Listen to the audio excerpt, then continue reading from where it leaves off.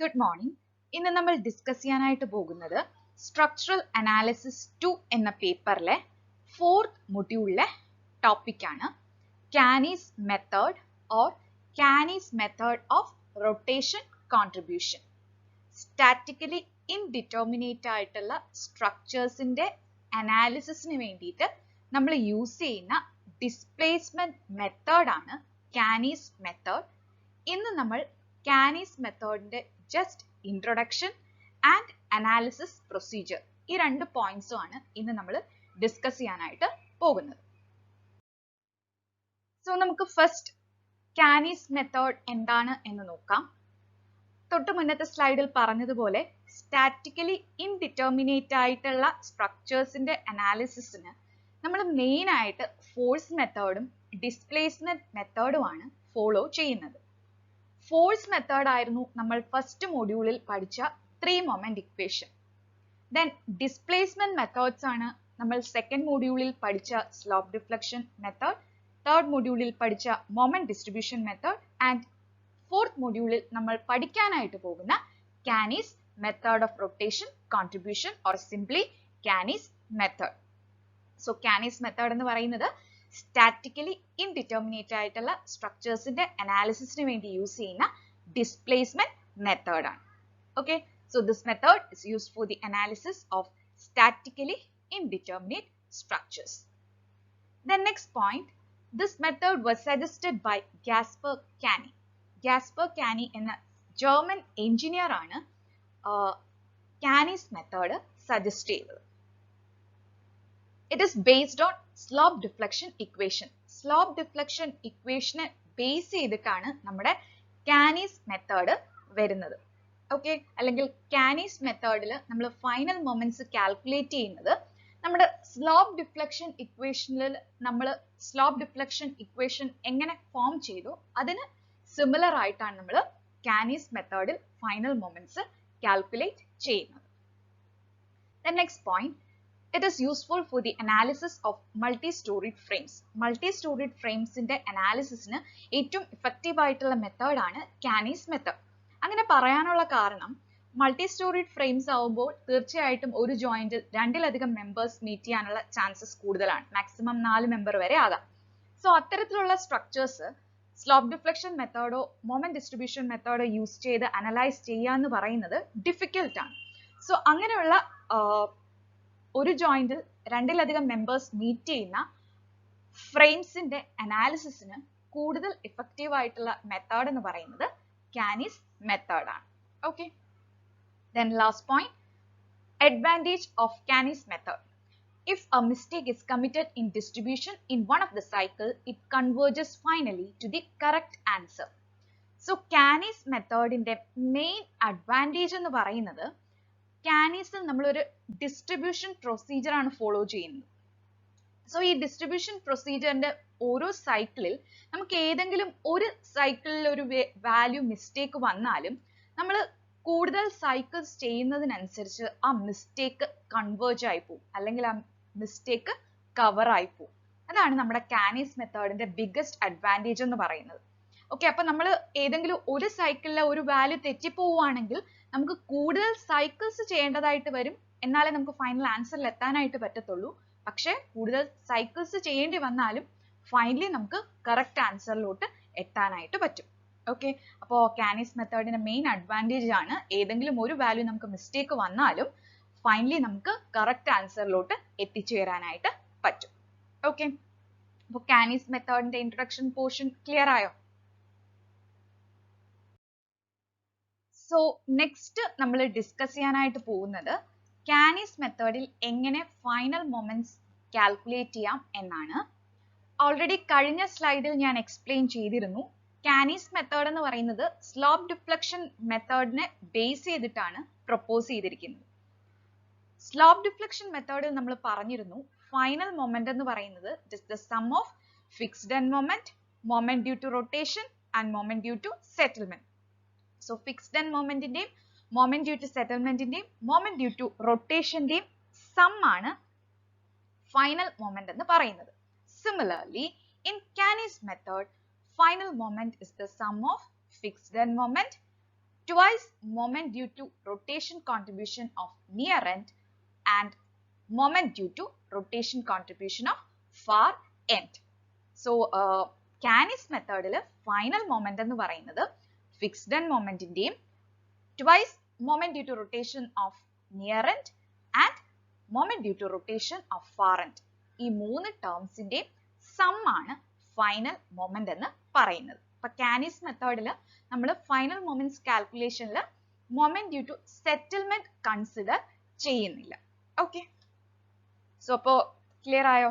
അപ്പോൾ final moment എന്ന് പറയുന്നത് ഫിക്സ്ഡ് എൻഡ് മൊമെന്റ്സിന്റെയും twice moment due to rotation of near end plus moment due to rotation of far end. ഈ near end far end എന്താണെന്ന് clear ആയോ? A B എന്ന member consider ചെയ്യുകയാണെങ്കിൽ A B near end ആയിരിക്കും. A B എന്ന member consider ചെയ്യുകയാണെങ്കിൽ A B near end ആയിരിക്കും, B A far end ആയിരിക്കും. ഇനി ബി എ എന്ന മെമ്പർ കൺസിഡർ ചെയ്യുകയാണെങ്കിൽ ബി എ ആയിരിക്കും നിയർ എൻഡ്, ഫാർ എൻഡ് എന്ന് പറയുന്നത് എ ബി ആയിരിക്കും. അങ്ങനെയാണെങ്കിൽ എന്തായിരിക്കും എം എ ബി എന്ന് പറയുന്നത്? Sigma M A B is equal to sigma M F A B plus 2 into sigma M dash A B plus sigma M dash B A, where m dash ab moment due to rotation contribution of near end, m dash ba moment due to rotation contribution of far end. ഇനി next നമ്മൾ discuss ചെയ്യാനായിട്ട് പോകുന്നത് എങ്ങനെ moment due to rotation contribution calculate ചെയ്യാം. അപ്പൊ അത് calculate ചെയ്യാനുള്ള formula m dash ab is equal to -1/2 into k by sigma k the whole into sigma m of ab plus sigma m dash ba.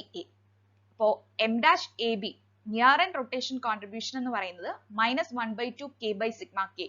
ഈ constant -1/2 k by sigma k എന്ന കോൺസ്റ്റന്റിനെയാണ് നമ്മൾ rotation factor അല്ലെങ്കിൽ RF എന്ന് പറയുന്നത്, multiplied by sigma M F A B plus sigma M dash B A. ഈ sigma M F A B and sigma M dash B A, M dash B എന്ന് പറയുന്നത് moment due to rotation contribution of far end, M F A B is fixed end moment of A B. അവിടെ ഈ summation വരുമ്പോൾ അതെങ്ങനെ fixed end moments some ചെയ്യണം, അതുപോലെ far end മൊമെന്റ്സിന്റെ some എങ്ങനെ എടുക്കണം എന്ന് ഡീറ്റെയിൽഡ് ആയിട്ട് പ്രോബ്ലം വരുമ്പോൾ എക്സ്പ്ലെയിൻ ചെയ്ത് തരാം. ഓക്കെ, അപ്പോൾ ഇക്വേഷനിലെ constant -1/2 k by sigma k is known as the rotation factor, which is denoted by RF. Okay, moment distribution methodil നമ്മൾ distribution factor പഠിച്ചതുപോലെ കാനിസ് മെത്തേഡിൽ നമ്മൾ റൊട്ടേഷൻ ഫാക്ടർ ആണ് കണ്ടുപിടിക്കുന്നത് by using the formula -1/2 k by sigma k. Okay, അപ്പോൾ ഈ ഓരോ ടേംസും നിങ്ങൾക്ക് കൂടുതൽ ഡീറ്റെയിൽഡ് ആയിട്ട് പ്രോബ്ലം വരുമ്പോൾ ഞാൻ എക്സ്പ്ലെയിൻ ചെയ്ത് തരാം. ഓക്കെ, അപ്പോൾ അങ്ങനെ എക്സ്പ്ലെയിൻ ചെയ്താൽ മാത്രമേ നിങ്ങൾക്ക് അത് ഓരോ ടേമും ക്ലിയർ ആയിട്ട് മനസ്സിലാവത്തുള്ളൂ. Then next, analysis procedure. നമ്മൾ ആദ്യം കാനീസ് മെത്തേഡിൽ ഫിക്സ്ഡ് ബീംസ് എങ്ങനെ അനലൈസ് ചെയ്യാം എന്നാണ് പറയാനായിട്ട് പോകുന്നത്. അപ്പോൾ ഞാൻ ഡയറക്റ്റ് ആയിട്ട് അനാലിസിസ് പ്രൊസീജിയറിലോട്ട് കടക്കുകയാണ്. അപ്പോൾ ഇന്ന് അനാലിസിസ് പ്രൊസീജിയർ എക്സ്പ്ലെയിൻ ചെയ്യും. നെക്സ്റ്റ് ക്ലാസ്സിൽ ഞാനൊരു പ്രോബ്ലം കൂടെ ചെയ്ത് കഴിയുമ്പോൾ നിങ്ങൾക്കിത് പക്കയായിട്ട് ഓരോ ടേമും ക്ലിയർ ആവും. ഓക്കെ, സോ അനാലിസിസ് പ്രൊസീജിയറിലെ ഫസ്റ്റ് സ്റ്റെപ്പ് എന്ന് പറയുന്നത് ഞാൻ സ്ലോപ്പ് ഡിഫ്ലക്ഷൻ മെത്തേഡ് തുടങ്ങിയപ്പോൾ തന്നെ പറഞ്ഞിരുന്നു. നിങ്ങൾ പഠിക്കുന്ന സ്ലോപ്പ് ഡിഫ്ലക്ഷൻ മെത്തേഡിലെയും മൊമെന്റ് ഡിസ്ട്രിബ്യൂഷൻ മെത്തേഡിലെയും ഇനി കാനീസ് മെത്തേഡിലെയും ഫസ്റ്റ് സ്റ്റെപ്പ് എന്ന് പറയുന്നത് to find the fixed end moments. അപ്പൊ ഞാനൊരു സാമ്പിൾ ഫിഗർ, ഒരു ഫിക്സ്ഡ് ബീം കൊടുത്തിട്ടുണ്ട്. ഈ ഒരു fixed beam Kani's method use ചെയ്ത് അനലൈസ് ചെയ്യാനായിട്ട് ചോദിക്കുകയാണെങ്കിൽ first step is to find the fixed end moments.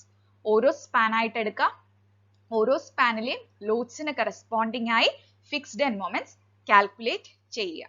Okay, then second step എന്ന് പറയുന്നത് നമ്മൾ മൊമെന്റ് ഡിസ്ട്രിബ്യൂഷൻ മെത്തേഡിൽ ഡിസ്ട്രിബ്യൂഷൻ ഫാക്ടർ കമ്പ്യൂട്ട് ചെയ്തു.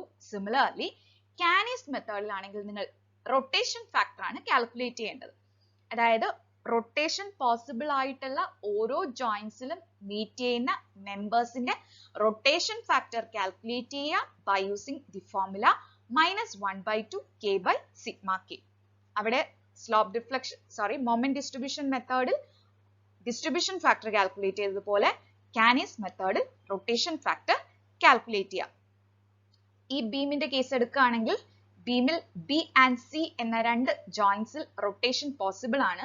സോ ജോയിന്റ് ബിയിലെയും ജോയിന്റ് സിയിലും മീറ്റ് ചെയ്യുന്ന മെമ്പേഴ്സിന്റെ റൊട്ടേഷൻ ഫാക്ടർ കാൽക്കുലേറ്റ് ചെയ്യുക by using the formula -1/2 K/σ K. ഇനി ഓരോ മെമ്പറിന്റെയും K സ്റ്റിഫ്നെസ് കാൽക്കുലേറ്റ് ചെയ്യാനുള്ള ഫോർമുല നിങ്ങൾക്ക് അറിയാമല്ലോ. നിയർ എൻഡും ഫാർ എൻഡും ഫിക്സ്ഡ് ആണെങ്കിൽ stiffness will be 4EI/L. Near end fixed ആണ് ബട്ട് ഫാർ എൻഡ് ഹിഞ്ച്ഡ് ആണെങ്കിൽ stiffness will be 3EI/L. Okay, അപ്പൊ ഇവിടെ നമ്മളിപ്പോ രണ്ട് എൻഡും ഫിക്സ്ഡ് ആയിട്ടുള്ള ഫിക്സ്ഡ് ബീംസ് ആണ് അനലൈസ് ചെയ്യുന്നത്. സോ സ്റ്റിഫ്നെസ് എല്ലാ മെമ്പേഴ്സിന്റെയും എപ്പോഴും 4EI/L ആയിരിക്കും. ഓക്കെ, അപ്പൊ ഈ രണ്ട് സ്റ്റെപ്സും ക്ലിയർ ആയോ?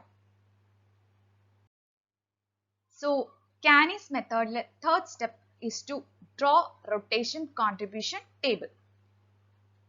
Moment distribution method നമ്മുടെ third step എന്ന് പറയുന്നത് distribution table വരയ്ക്കുകയായിരുന്നു.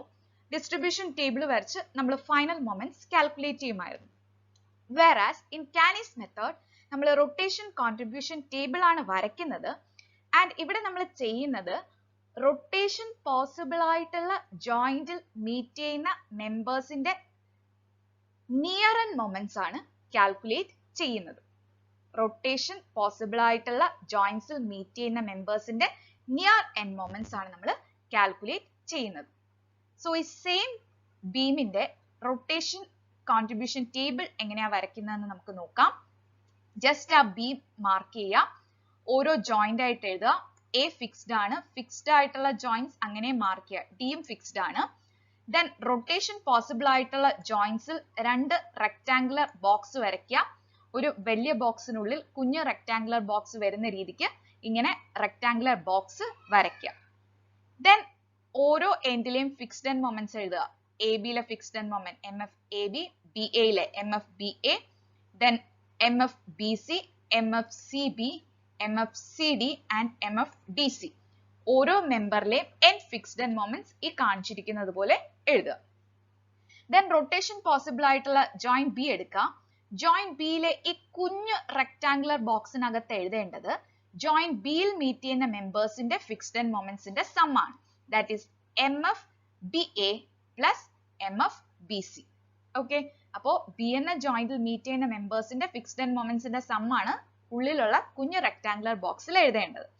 അപ്പോ B യിൽ ഈ മെമ്പേഴ്സ് കൂടാണ്ട് മുകളിലും താഴെയും വേറെ മെമ്പേഴ്സ് ഉണ്ടായിരുന്നുവെങ്കിൽ ആ മെമ്പേഴ്സിന്റെ ഫിക്സ്ഡ് ആൻഡ് മൊമെന്റ്സിന്റെ സം ആയിരിക്കും കുഞ്ഞു ബോക്സിനുള്ളിൽ എഴുതേണ്ടത്. അതുപോലെ സി എടുക്കുകയാണെങ്കിൽ സി എന്ന ജോയിന്റ് സി ബിയും ഉണ്ട് സി ഡിയും ഉണ്ട്. സോ സി ബിയുടെയും സി ഡിയുടെയും ഫിക്സ്ഡ് ആൻഡ് മൊമെന്റ്സിന്റെ സം ആണ് കുഞ്ഞു റെക്ടാങ്കുലർ ബോക്സിനുള്ളിൽ എഴുതേണ്ടത്. ദെൻ ജോയിന്റ് ബിയിലെ കുഞ്ഞു റെക്ടാങ്കുലർ ബോക്സിന്റെ ലെഫ്റ്റ് സൈഡ് എഴുതേണ്ടത് ബി എയുടെ റൊട്ടേഷൻ ഫാക്ടർ, റൈറ്റ് സൈഡ് എഴുതേണ്ടത് ബി സിയുടെ റൊട്ടേഷൻ ഫാക്ടർ. അതുപോലെ സി എന്ന ജോയിന്റിലെ കുഞ്ഞു റെക്ടാങ്കുലർ ബോക്സിന്റെ ലെഫ്റ്റ് സൈഡ് സി ബിയിലെ rotation factor and right side C ഡിയുടെ റൊട്ടേഷൻ ഫാക്ടർ എഴുതുക. ഓക്കെ, ഇനി ഇത്രയും എഴുതി കഴിഞ്ഞാൽ next step is to find the near end moments. Rotation possible ആയിട്ടുള്ള ജോയിന്റ് ബി ആണ് ഫസ്റ്റ് ജോയിന്റ്. ജോയിന്റ് ബിയിൽ മീറ്റ് ചെയ്യുന്ന മെമ്പർ ബി എ. ബി എയുടെ near end moment is M dash B A. Then B യിൽ meet ചെയ്യുന്ന other member BC, BC ലെ near end moment M dash BC. Then next എടുക്കുക joint C എടുക്കുക. C എന്ന jointൽ meet ചെയ്യുന്ന members CB and CD.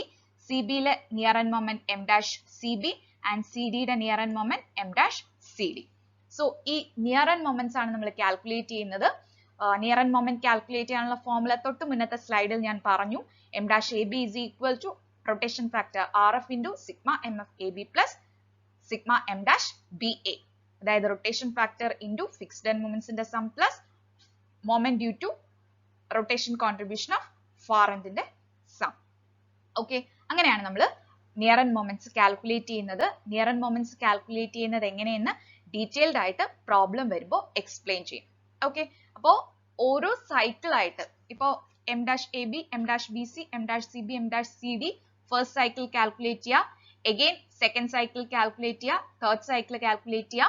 അങ്ങനെ എത്ര cycles നമുക്ക് കാൽക്കുലേറ്റ് ചെയ്യണമെന്ന് ചോദിച്ചാൽ adjacent ആയിട്ട് വരുന്ന സൈക്കിൾസിൽ നിയർ എൻഡ് മൊമെന്റ്സിന്റെ വാല്യൂ സെയിം ആണെങ്കിൽ നമുക്ക് സ്റ്റോപ്പ് ചെയ്യാം. ഓക്കെ, അഡ്ജസന്റ് ആയിട്ട് വരുന്ന സൈക്കിൾസിൽ നിയർ എൻഡ് മൊമെന്റ്സിന്റെ വാല്യൂ ഒരുപോലെ നമുക്ക് കിട്ടിക്കഴിഞ്ഞാൽ, അടുത്തടുത്ത 2 സൈക്കിളിൽ നിയർ എൻഡ് മൊമെന്റ്സിന്റെ വാല്യൂ ഒരുപോലെ നമുക്ക് കിട്ടിക്കഴിഞ്ഞാൽ ഐട്രേഷൻ നമുക്ക് അവിടെ വെച്ച് സ്റ്റോപ്പ് ചെയ്യാം. ഓക്കെ, ഇങ്ങനെയാണ് നമ്മൾ റൊട്ടേഷൻ കോൺട്രിബ്യൂഷൻ ടേബിൾ വരച്ച് നിയർ എൻഡ് മൊമെന്റ്സ് കാൽക്കുലേറ്റ് ചെയ്യുന്നത്. അപ്പൊ അത് പ്രോബ്ലം വരുമ്പോൾ കുറച്ചുകൂടെ നിങ്ങൾക്ക് ക്ലിയർ ആവും.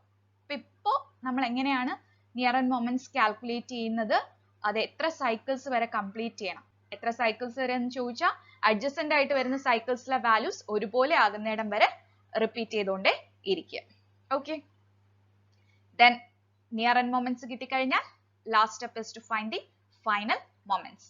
ഫൈനൽ മൊമെന്റ്സ് കിട്ടാനായിട്ട് ടാബുലാർ കോളം വരയ്ക്കുക. ഓൾറെഡി ഈ വീഡിയോയുടെ ഇനിഷ്യലി ഞാൻ പറഞ്ഞിരുന്നു, കാനീസ് മെത്തേഡിൽ ഫൈനൽ മൊമെന്റ് എന്ന് പറയുന്നത് ഫിക്സ്ഡ് എൻഡ് മൊമെന്റിന്റെയും twice moment due to rotation contribution of near end and moment due to rotation contribution of far end ന്റെ sum ആണ്.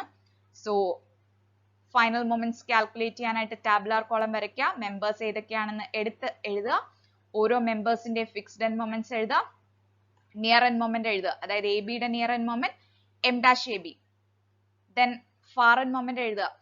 എ ബിയുടെ far end moment എന്ന് പറയുന്നത് ba. അപ്പോൾ എ ബിയുടെ ഫാർ എൻഡ് മൊമെന്റ് ആയിട്ട് എഴുതേണ്ടത് ബി എയിൽ m'(ba) ആണ് എ ബിയുടെ ഫാർ എൻഡ് മൊമെന്റ് എന്ന് പറയുന്നത്. അതുപോലെ ബി എയുടെ ഫാർ എൻഡ് മൊമെന്റ് എന്ന് പറയുന്നത് A B. Then final moment എന്ന് പറയുന്നത് fixed end moment plus 2 into near end moment plus far end moment. Okay, ഈ ഫോർമുല യൂസ് ചെയ്ത് ഫൈനൽ മൊമെന്റ്സ് കാൽക്കുലേറ്റ് ചെയ്യുക.